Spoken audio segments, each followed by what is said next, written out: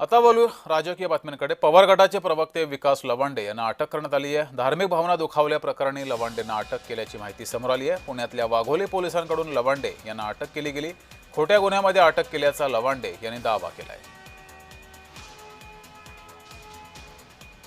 लवांडे यांनी x post करत दावा केलाय, पुणे पोलिसांकडून चोर सोडून संन्याशाला फाशी दिली जातीये असा आरोप केलाय। माझ्यावर जीवघेणा हल्ला करणारे संग्राम भंडारे इतर सर्व आरोपी मोकाटेत। वाघोली पोलिसांनी एका खोट्या फिर्यादीवरून कसलाही पुरावा नसताना मला अटक करण्यासाठी रात्री मी घरी नसताना घरी पोहोचले। माझ्या कुटुंबियांना घाबरवण्याचा हा प्रयत्न होता का असा सवालही उपस्थित केलाय। पोलीस मला फोन करून थकले असते, मी फरार नाही किंवा माफीवर नाही, ते मला फोन करू शकले असते असं त्यांनी म्हटलंय। मी कायदा पाळणारा, पोलिसांना सहकार्य करणारा माणूस आहे, सत्यासाठी लढत राहणार, सत्याग्रही पद्धतीनं जामीन वकील दंड देणार नाही असंही त्यांनी म्हटलंय। पुणे पोलिसांना सहकार्य करण्यास मी तयार आहे अशी ही भूमिका विकास लवांडे यांनी स्पष्ट केली आहे। आता मला पुण्यातून पोलीस वाघोली पोलीस स्टेशनला घेऊन चाललेले आहेत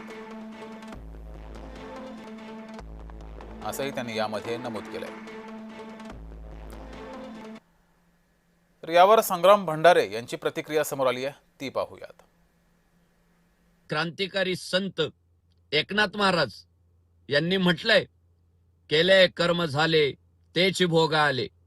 म्हणूनच माननीय न्यायालयानं बुधवार दिनांक 20/5/2026 रोजी या कारस्थानी विकास लवांडेनं जो अंतरिम जामीन मिळवलेला होता तो माननीय न्यायालयानं रद्द केला व पोलीस प्रशासनाला कारवाईचे आदेश दिले। तर या संदर्भात पवार गटाच्या प्रतिक्रिया समोर आलेल्या आहेत, त्या पाहूयात।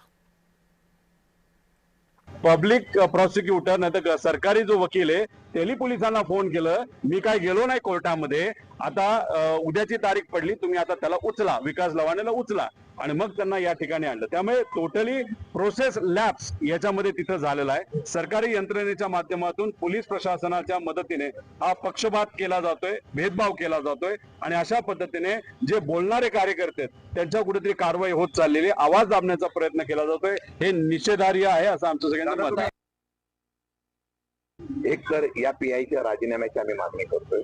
यांनी निपक्षपणाने काम न करता पूर्णपणाने आपल्या दबावाचं तंत्र वापरून कायद्यातून 3 वर्षाच्या वरती गुन्हा नसेल तर अटक करता येत नाही, तरी सुद्धा अटक करण्याचा प्रयत्न केलेला आहे आणि कुठली नोटीस न देता अटक केलेला आहे। आम्ही आता आमच्या एफआयआर जो दाखल करणार आहोत तो पीआय गायकवाडावर दाखल करणार आहोत।